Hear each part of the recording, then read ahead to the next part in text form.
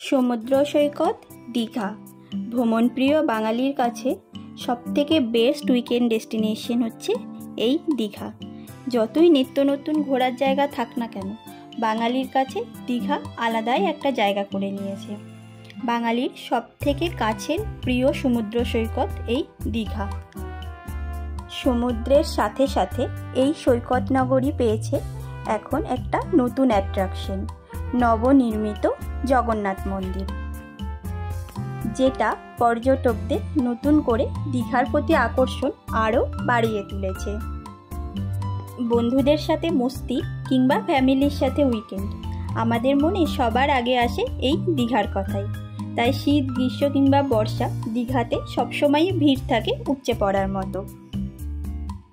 এই সৈকত নগরী কম বেশি আমাদের সবার কাছেই পরিচিত এই দীঘা ভ্রমণই যাতে তোমরা আরও ভালোভাবে করতে পারো, তাই আমরা রয়্যাল স্টার রাইডার্সের গ্রুপ নিয়ে চলে এসেছি এই ভিডিওটি। এখানে দীঘা ও তার আশেপাশে বেশ কিছু সমুদ্র সৈকত ও অন্যান্য ঘোরার জায়গা তোমরা কিভাবে দুদিনের মধ্যে ঘুরে দেখতে পারবে সেটা ডিটেলসে বলা থাকলো। তাই ভিডিওটি স্কিপ না করে লাস্ট অবধি দেখো। ভালো লাগলে লাইক কমেন্ট করো আর বন্ধুদের বা ফ্যামিলি মেম্বারদের সাথে শেয়ার করো, যাদের সাথে তোমরা নেক্সট দীঘা ট্রিপটা করতে চাইছো। দীঘা আমি এর আগে আরও বেশ কবার এসেছি, তবে এবারে দীঘা আসার মেন অ্যাট্রাকশন হলো নবনির্মিত জগন্নাথ মন্দির।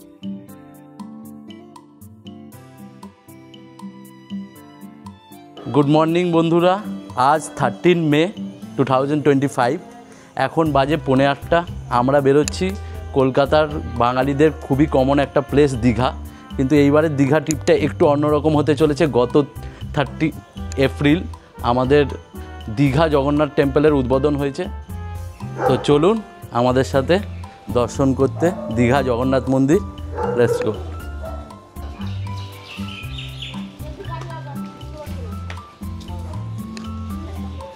তো আমরা টোটালি রেডি, এবার আমরা বেরোচ্ছি দীঘার জন্য।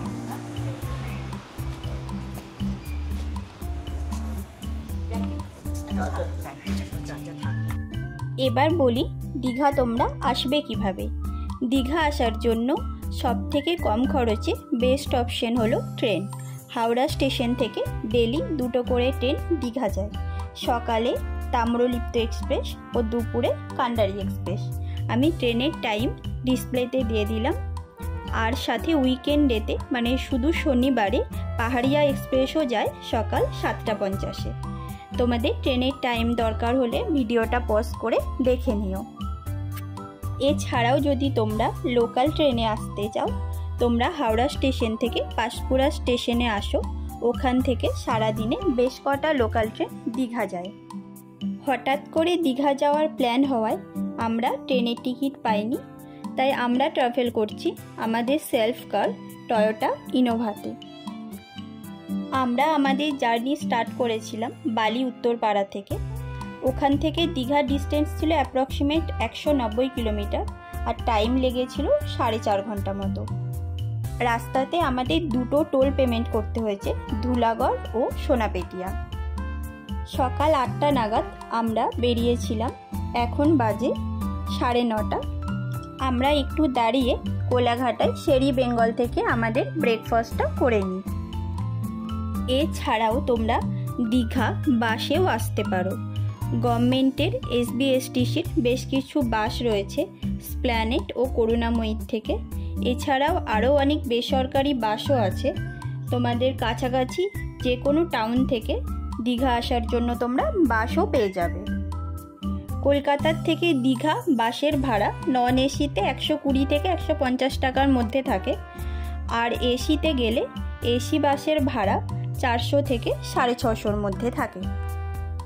ফাইনালি আমরা দীঘা পৌঁছে গেছি। এটা হলো দীঘার ওয়েলকাম গেট। সুন্দর ডিজাইনের এই গেটটি কনস্ট্রাক্ট করেছে দীঘা শঙ্করপুর ডেভেলপমেন্ট অথরিটি। এসে গেছি আমরা আমাদের হোটেলের রুমে। খুব neat and clean and well decorate. আপাতত দুদিনের জন্য এটাই আমাদের বাড়ি। আমরা এই দীঘায় পৌঁছালাম। এখন বাজে 1:30। আমরা বেরিয়েছিলাম 8টার সময় প্রায়। তারপরে একটু কোলাঘাটের পর একটু দাঁড়িয়ে লাঞ্চ করেছি, তোমরা ভিডিওতে দেখতে পেরেছো। এখন দ্য হোটেল ইশানিতে চলে এসেছি, নেওয়া হয়ে গেছে, ভিডিওটা আপনি দেখতে পারবেন ভিডিওতে। আর সেই যে দীঘা সি বিচ ব্যালকনি থেকে দেখা যাচ্ছে।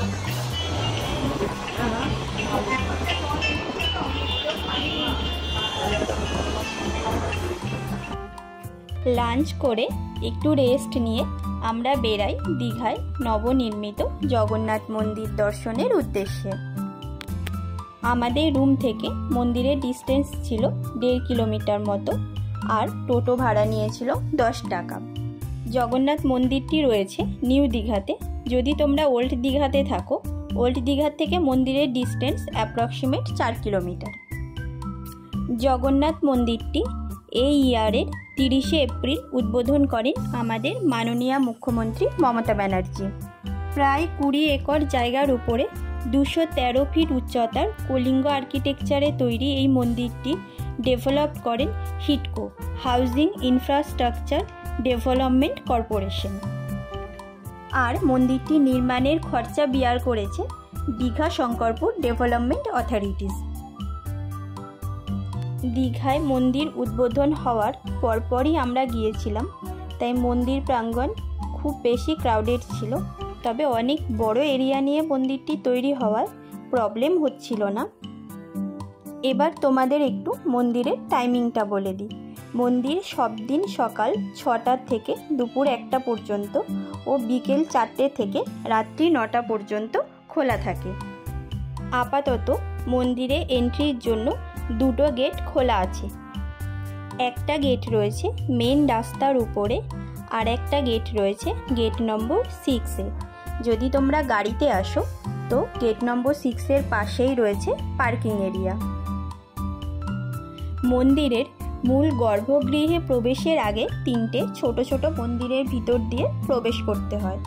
মূল মন্দিরটি খুব সুন্দর নিখুঁত হাতের কাজে তৈরি করা হয়েছে আর অপরূপ আলোকসজ্জায় সজ্জিত হয়েছে। অন্যান্য সব জগন্নাথ মন্দিরের মতো এই মন্দিরের সামনেও রয়েছে শান পিলার বা অরুণ স্তম্ভ। ভালোই আমরা প্রভুর দর্শন করে বাইরে আসি। জগন্নাথ মন্দিরটি এক কথায় অপরূপ সুন্দর। মূল মন্দিরের আশেপাশে বেশ কিছু ছোট বড় আরও মন্দির রয়েছে।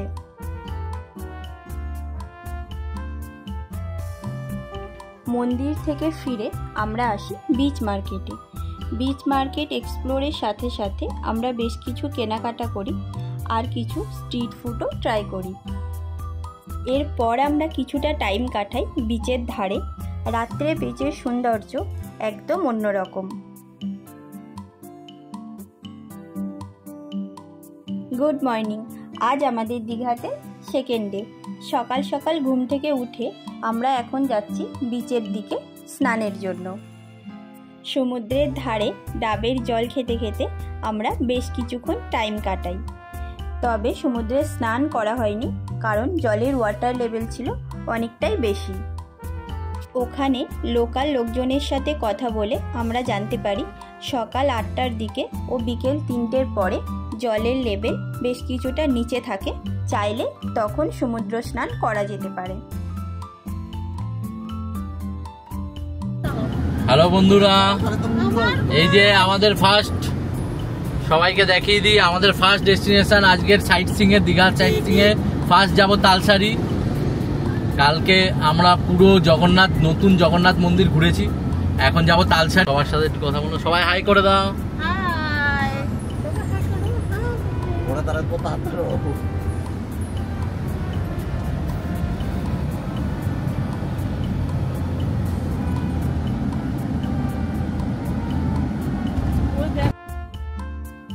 Talsari beach new Digha sea beach থেকে ডিস্টেন্স 10 কিলোমিটার।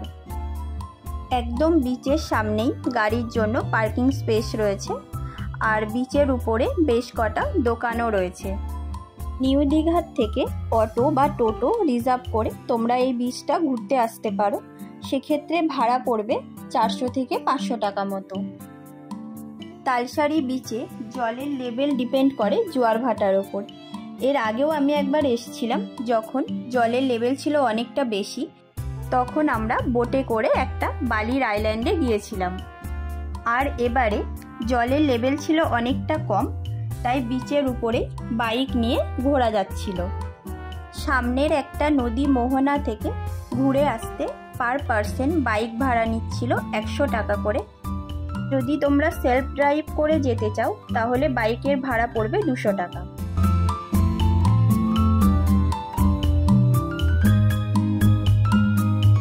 একদম নির্জন এই বীচকে লাল কাঁকড়ার বীচ বলা হয়। তবে আমরা এসেছিলাম দুপুরের টাইমে, তাই সেভাবে আমরা লাল কাঁকড়ার দেখা পাইনি। ভীষণ সুন্দর নির্জন এই দ্বীপে আমরা বেশ কিছুক্ষণ টাইম কাটাই, সাথে বেশ ভালো ভালো কিছু ফটোশ্যুটও করি।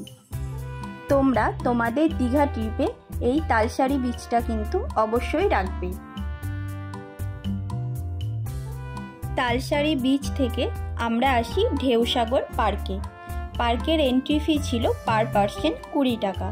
পার্কের মেন গেটের পাশেই অনেক বড় এরিয়া আছে পার্কিংয়ের জন্য। আর তোমরা যদি অটো বা টোটো রিজার্ভ করে আসো সেক্ষেত্রে ঢেউসাগর পার্ক আর তালসারি একই প্যাকেজের মধ্যেই থাকবে।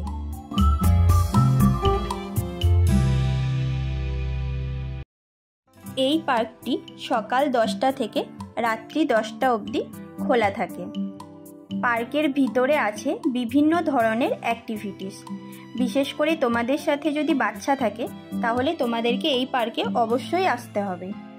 20 টাকা এন্ট্রি ফি দিয়ে পার্কের ভিতরে ঢুকে প্রত্যেকটা অ্যাক্টিভিটিসের জন্য আলাদা আলাদাভাবে টিকিট পারচেজ করতে হবে।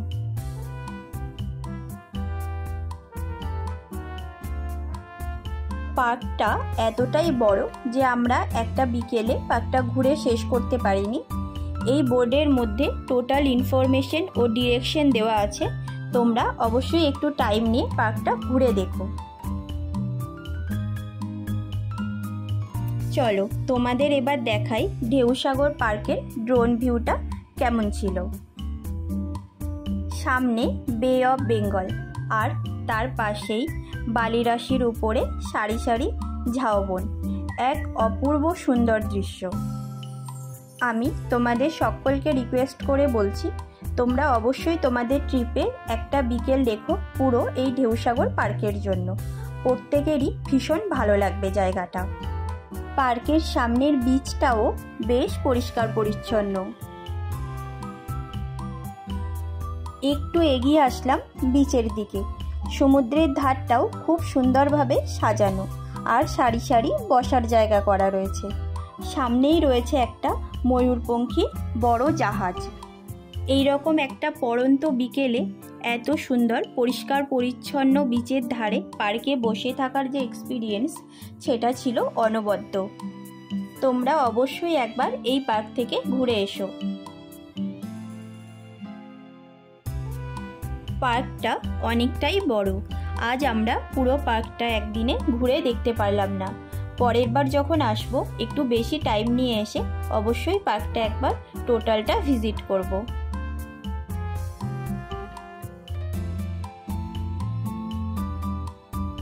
আজ আমাদের দীঘা ট্রিপের তৃতীয় দিন, মানে বাড়ি ফেরার পালা। সকাল সকাল হোটেল থেকে চেক আউট করে আমরা চলে আসি শঙ্করপুর বিচে। বিচে আসার যে রাস্তার দুধারটা ছিল অপূর্ব সুন্দর আর সবুজে মোড়া।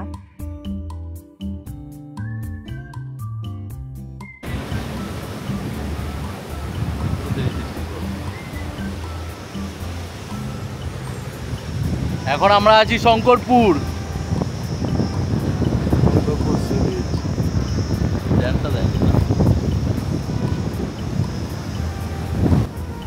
এই নির্জন নিরিবিলি সমুদ্র সৈকত তোমাদের মন কাড়বেই।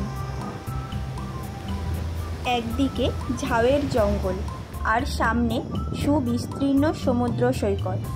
এর যে সৌন্দর্য সেটা মুখে বলে প্রকাশ করা সম্ভব নয়। আমার তো ভীষণ ভালো লেগেছে এই শঙ্করপুর সি বিচ। যদি তোমরা একটু ফাঁকা, কোলাহলমুক্ত, দূষণমুক্ত বিচ চাও তাহলে এটা তোমাদের জন্য বেস্ট অপশন। বিচের পাশেই বেশ কটা হোটেল বা রিসর্ট রয়েছে, চাইলে তোমরা এখানে একদিন স্টেও করতে পারো। নো ডাউট জায়গাটা অপরূপ সুন্দর। বিচের উপরেই খুব সুন্দর একটা পার্ক করা আছে, আর সাথে আছে অনেক বসার জায়গা। তোমরা এখানে বসে বেশ কিছুটা টাইম কাটাতে পারো। শঙ্করপুর সমুদ্র সৈকত থেকে বেরিয়েই আমরা উঠি দীঘা মেরিন ড্রাইভে। এই 26 কিলোমিটার দীর্ঘ রাস্তাটির এক পাশে রয়েছে সমুদ্র সৈকত, আর অপোজিট সাইডে রয়েছে ঝাউয়ের জঙ্গল। যদি তোমরা বলো দীঘার বেস্ট সিনারিওর কথা, তো আমার মনে হয় সেটা হবে এই মেরিন ড্রাইভ। খুব সুন্দর লাগছে সামনের থেকে দেখতে। তোমরা তোমাদের যাতায়াতের পথে একবার অবশ্যই এই মেরিন ড্রাইভটা ঘুরে যেও।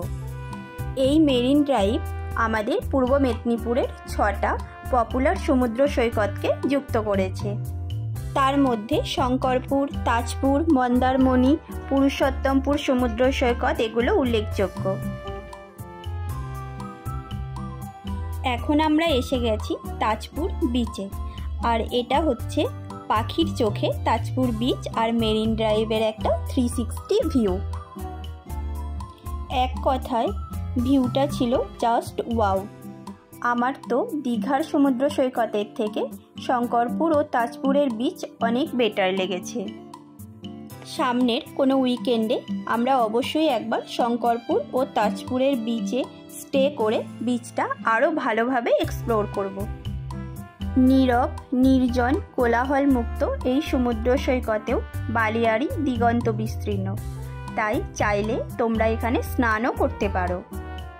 বিচের উপরে এখানে বেশ কটা রেস্টুরেন্ট রয়েছে, যেটা অনেকটা গোয়া বিচের মতো ভাইবস দিচ্ছে। তাজপুর বিচে বোটিং সাথে আরও কিছু ওয়াটার অ্যাক্টিভিটিসও রয়েছে। চলো এবার বাড়ি ফেরার পালা। যে কোনো জায়গায় ঘুরতে আসার সময় মনের মধ্যে একটা আলাদাই এক্সাইটমেন্ট কাজ করে, কিন্তু ফেরার সময় বেশ কিছু নতুন এক্সপিরিয়েন্সের সাথে সাথে মনটা থাকে বেশ ভারাক্রান্ত। এইবারের এই শর্ট দীঘা ট্রিপে আমরা বেশ এনজয় করেছি। তোমরা ভিডিওটা দেখে জানিও তোমাদের কেমন লাগলো। আর আমাদের এই ভিডিওর ইনফরমেশন যদি তোমাদের ট্যুর প্ল্যানে কোনো হেল্প করে থাকে, তাহলে অবশ্যই আমাদের কমেন্ট করে জানিও। ফেরার সময় আমরা কোলাঘাটে শেরি বেঙ্গল থেকে লাঞ্চ করে ফিরি। ওদের খাবার কোয়ালিটি ছিল ভীষণ ভালো, আর দাম ছিল রিজনেবল। তোমাদের সকলকে অসংখ্য ধন্যবাদ ভিডিওটা লাস্ট অবধি দেখার জন্য। ভালো লাগলে লাইক কমেন্ট করো, আর চ্যানেলে নতুন হয়ে থাকলে অবশ্যই আমাদের channel the royal star riders RS subscribe করে দিও। Thank you.